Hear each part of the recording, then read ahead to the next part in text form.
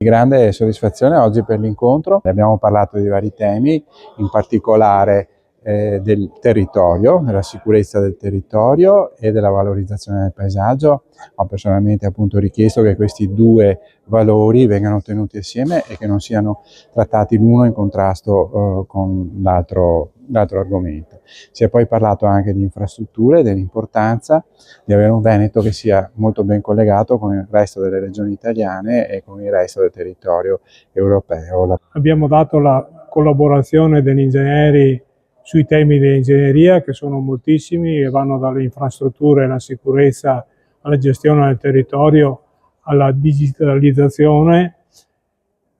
ma apprezziamo in particolar modo la proposta del Presidente di vederci partecipi al tavolo sul piano casa.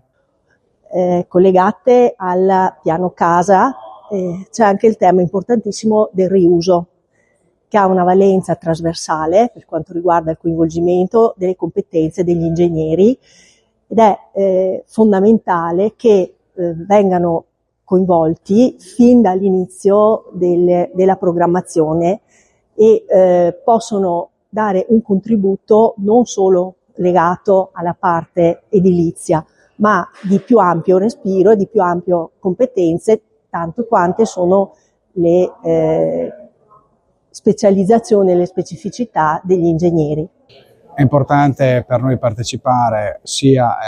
ai tavoli operativi, ma abbiamo fatto la richiesta di essere coinvolti maggiormente anche nelle commissioni consigliari in modo tale da poter contribuire anche a livello legislativo in modo importante, perché conosciamo il territorio, collaboriamo col territorio, conosciamo le aziende e quindi abbiamo un ruolo che ci permette di dare un contributo importante per lo sviluppo della regione. Negli ultimi 20 giorni siamo stati convocati 3 volte in regione, questa è l'ultima, l'altra invece col tavolo della sburocratizzazione e dopo anche un incontro con l'assessore Zecchinato su problemi relativi all'urbanistica. Devo dire che gli iscritti, perlomeno all'Ordine degli Ingegneri di Padova, hanno manifestato grande interesse per questi temi, perché diciamo diffondendo la notizia che c'è questo tavolo della sburocratizzazione e che c'è movimento nel campo dell'urbanistica, hanno subito diciamo, inviato feedback molto positivi, costruttivi all'ordine e quindi si auspica che ci sia una collaborazione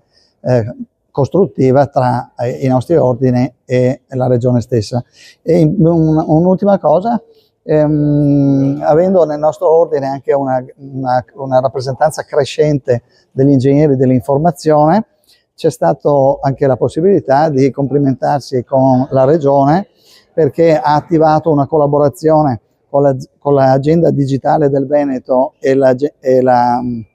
l'agenzia spaziale, l'ESA, per uno studio sulle applicazioni dell'intelligenza artificiale nello spazio e con i riflessi anche nella vita normale, nelle attività diciamo non spaziali ma terrestri. Quindi